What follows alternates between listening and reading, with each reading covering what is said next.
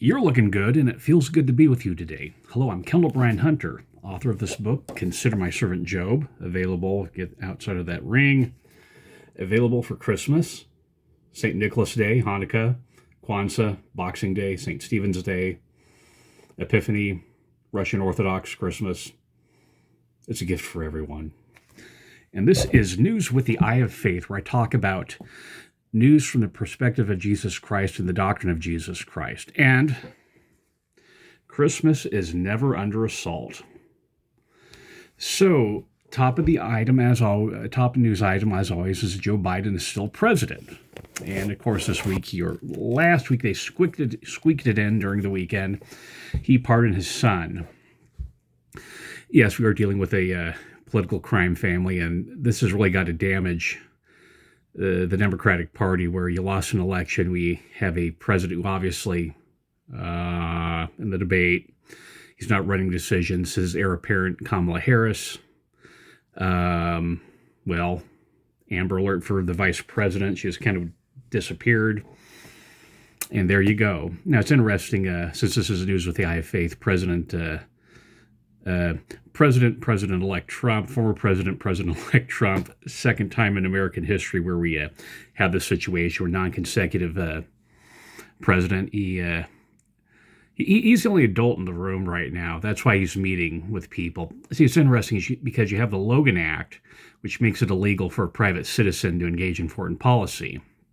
However, he's a former president, plus he's the president-elect, and so it's a little bit different than like saying me or your next door neighbor or the town crackpot doing something like that. He was in Europe to visit the rebuilt Notre Dame Cathedral. Those of us who lived in Provo or watching the rebuilding of the Salt Lake or the renovation of the Salt Lake Temple, we're glad this is going on. There's cultural significance important.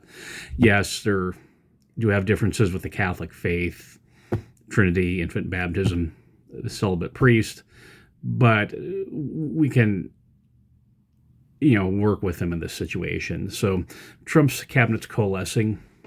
There's some people who are withdrawing, but it's just a normal thing that goes on with cabinets. And any problems, obvious problems you have with Trump, it's not with Trump. It's a broader cultural trend. And that's the thing to ask is how do we get in this situation? Not attack people, but what's the situation? Let me pause for a second.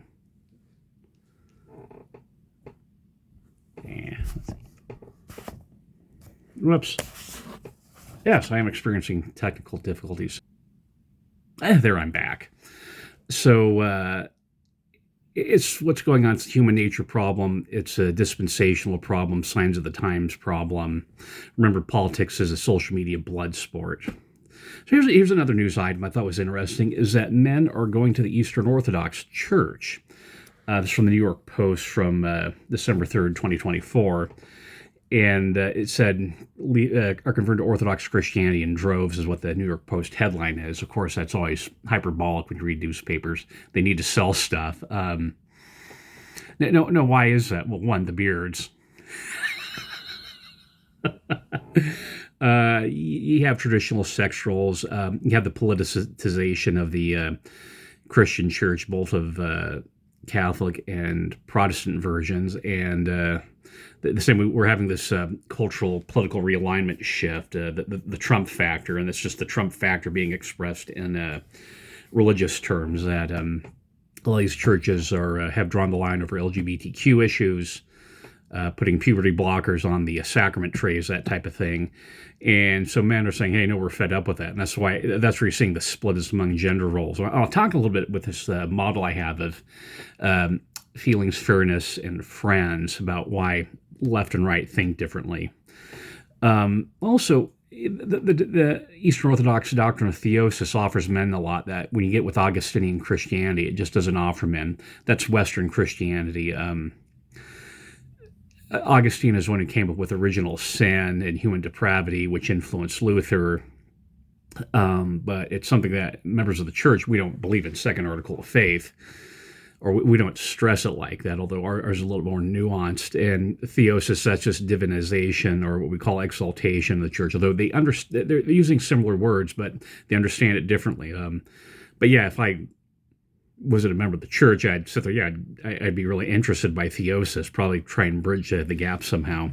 I put a link to a publication. It went through one printing, but fortunately they preserved it at the Maxwell Institute, and it's called Latter-day Christianity, 10 Basics Issues. It's put the link there, and it's written by Noel Reynolds and Robert Millett, who one's a religion professor, Robert Millett, and then Noel Reynolds is a lawyer, political scientist. Just a disclaimer: Noel Reynolds' daughter was with me on my mission, so that's my connection. I have another one too. I was enrolled to take a class with him, but he got pulled to do some work on the publication of B.H. Roberts' Truth, the Way, and the Life, so I had a Tom Lowry, who was all but dissertation, fill in for him, so missed it by that much, as Maxwell Smart used to say. Augustinian Christianity, that focused on depravity with human nature, we're all sinners, the fall. That comes from his personal experiences described in Confession. However, with the Eastern Orthodox, you have the human potential for people to become gods. And yes, that's very attractive, and it's not just something the Church of Jesus Christ of Latter-day Saints teaches. So here's some old news. This is from it's Christmas, so things are kind of slow. So here's a news story from 2023. It's a satanic club in a... This is funny, a coincidence. Hellertown, Pennsylvania, Pennsylvania has a satanic club. It's like Erie, Indiana. Hellertown has a satanic club there, and as usual, people try and ban these things, but equal access, which doesn't apply to members of the church. When we talk about equal access or getting exemptions, oh no, you can't. Try and build a temple in Nevada. You can do anything in Nevada except build a temple. So they came to an agreement and a settlement, and here's a quote from the story. This is from it says the Inquirer.com. I don't know if it's a National Enquirer. But I double checked the link, so it's not the National Enquirer. So here's what it says. Tapped the wrong thing. Satanic Temple members tried to start after-school Satan clubs in public school districts that allow Christian-based religious programs to use their facilities. They started a club in South Sun Valley because the Good News Club, which is Christian, had been permitted by the district. Satanic Temple members say they want to give families a choice, but otherwise do not support religion in public schools. Fair enough. Equal access. All for that.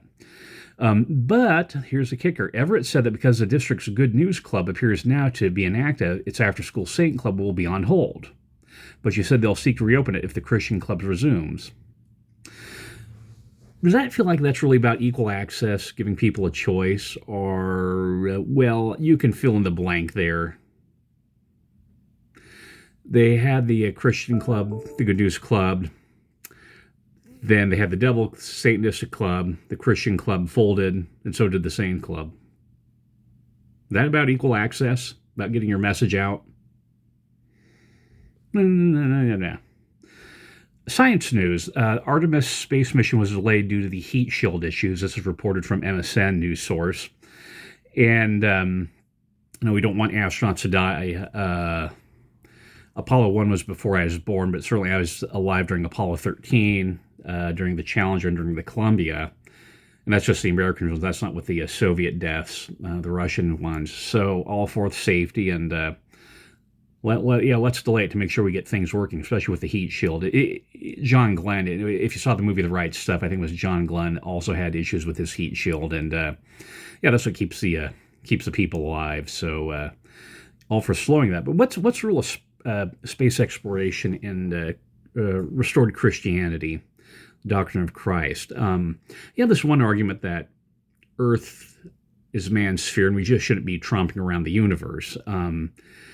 President Joseph L. Fielding Smith expressed before he's president of the church in sort of a private, it was published in a church publication and republished as a book. I think it was by Bookcraft, Answers to Gospel Questions, that he didn't think man would get to the moon.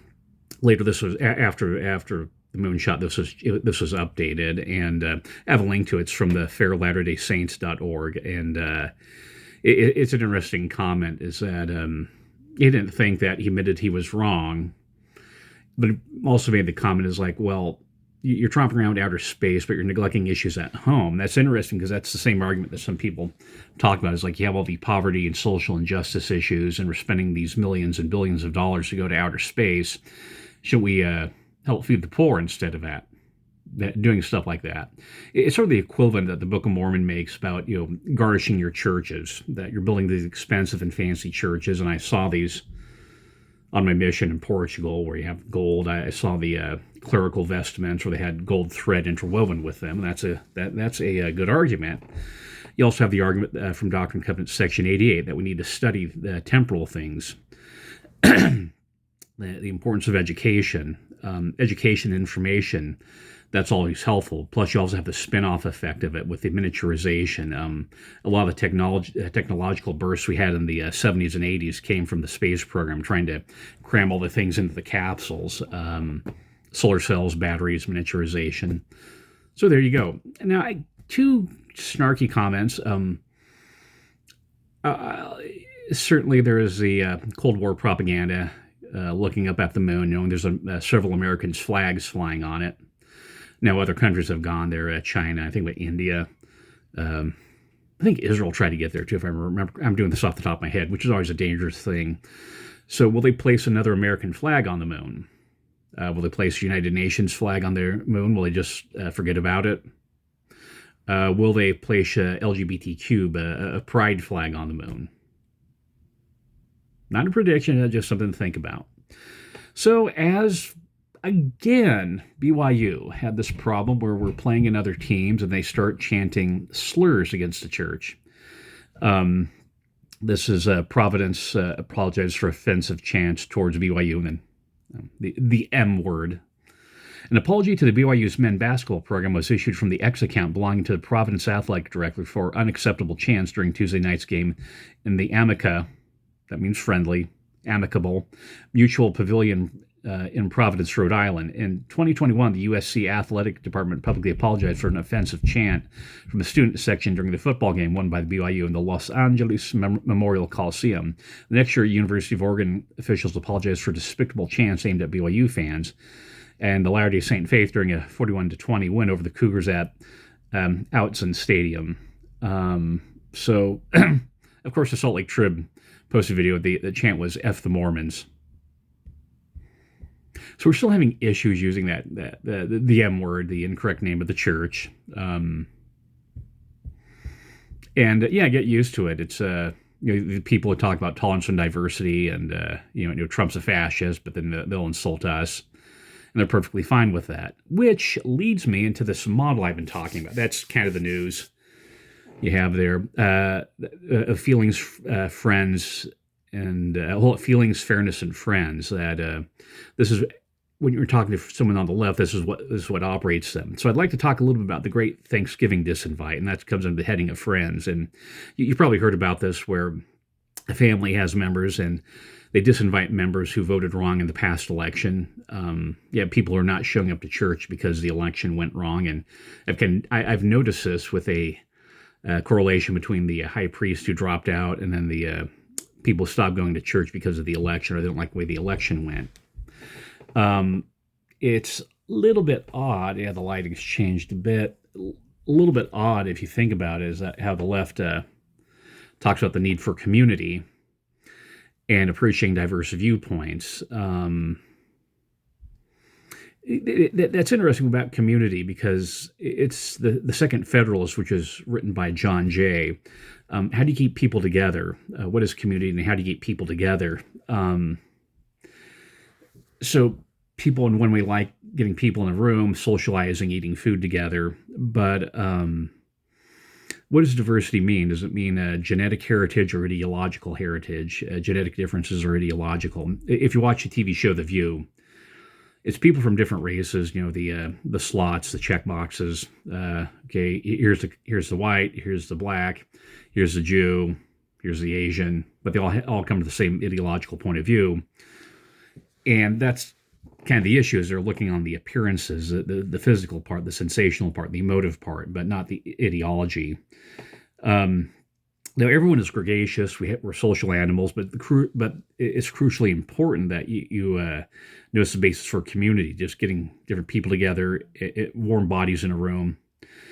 The left bases ideas on feelings, these internal experiences, and not on facts. And so they have this need for social pressure, for social cues to get validation. And that's so you have your feeling, it's limited to yourself, but there's no universal. So there's an artificial universal created by, say, getting a bunch of people together saying, hey, we all believe this to be true, so it must be true. It's like, well, no, you just all agree. I mean, a bunch of people can be seeing on the same thing, but all people standing in this circle looking at each other, and that's community instead of looking outward. You have words like other directed come to mind, fitting in with the crowd, the emotional feeling of validation. And that's what it is. It's not true in the universal sense. It's valid. And the false validity, the false normalcy comes from getting a bunch of people together who think it's true, but it isn't. The key is not mere community or mere crowd, but which community and which crowd do you belong to. If you want community, you can go to the Order of Knee-Whores or the Getty Ant Robbers or Witches' Coven. They all have community. People holding a seance have both community and community, the community and communion with unclean spirits. So I hope you can get the point. Community and socializing are good. Aristotle said that people who live alone are either gods or animals. And because of the fall, they tend to be more beastly. But I'm a person who prefers a little bit solitary, but you do need social interaction. So pay attention to these false normalcy, getting a crowd together to give a sense of validity. Well, people are other directed. Well, this other person believes this, so I support them, instead of forming your own opinion. The logical error is ad populum. Your mother told you, if everyone's jumping off the bridge, would you do it? Well, sadly, some people are jumping off the bridge because other people are doing it. Now, here's another point. This is, it's Christmas. I'm going to talk about a second point. I actually have a lot of these ideas I want to talk about, get this in here, and I just need to get this message out there. The expression, he's not my president, this expression entered the political discourse, the Babel sphere, about the time that President Obama was elected. Some of his supporters would demand that Republicans say, okay, you say he's your president. George Bush is not my president. Okay, is Obama your president? I remember Rush Limbaugh saying it after Obama won. Okay, yeah, he's my president. I was listening to an interview with Dinesh D'Souza on George Norrie, and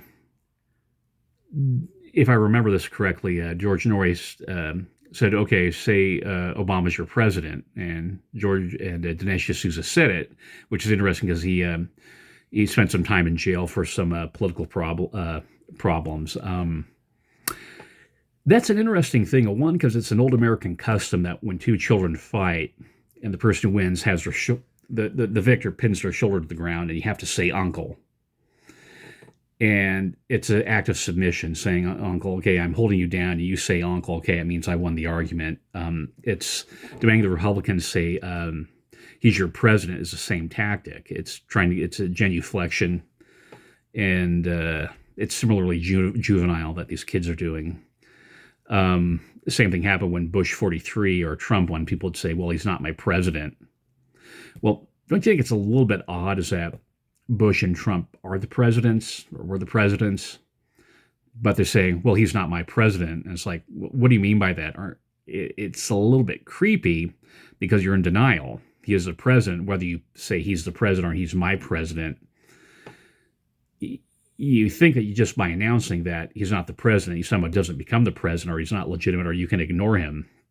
And that's a mental health issue. And this is a discussion people on the right have is, why do people think this differently? Because you're basing on emotions, and you keep slamming reality, and you're choosing denial. People feel that they can just announce something, express their feelings, and they're suddenly valid and suddenly true. Seen people in testimony meeting get up saying the church is wrong. They don't provide any supporting evidence; they just announce it. Reality doesn't function that way. Only God can talk and things suddenly spring into existence. But for fragile mortals, no. This is a question. If someone says they feel something and they just announce it and then they believe it's suddenly true, how on earth do you interact with someone like that? And that's part of why I'm getting this out here. Maybe you have some comments about, okay, how do you interact with a person who just thinks that because they believe something, it's suddenly true. It's true because it's true. Uh, it's okay to step away from a discussion, but I'm not sure how we can bridge that gap. I mean, one idea is creating social pressure to get the other way. That's part of why the culture has shifted. Is there's a shift in social pressure, but yeah, it's an interesting problem. Let's talk about it together. So here's a life hack. Life hack number one: denial versus rectifying. When you have a problem, one approach is to say, no, I didn't do it. No, it never happened. Another approach is to say, yes, I did it, and this is what I'm doing to fix it. I didn't do it. Yes, I did do it, and here's what I'm doing to fix the problem. Lee Iacocca had it with recalls with Chrysler. Steve Jobs with AntennaGate said, we're not perfect. Phones aren't perfect, but we want to make all our users happy. And I put a link to a blog with an analysis of that. That's a good way to do it. Say, yeah, this is a problem. This is what I'm doing to fix it. Life hack number two. For Christmas, go to a used bookstore or maybe support your local bookstore and get a quote book. The reason why you get a quote book is you learn how to craft a phrase. You learn how to express ideas concisely, effectively and concisely. You craft a phrase that's with a pithy pungency. You're able to make one-liner kill shots.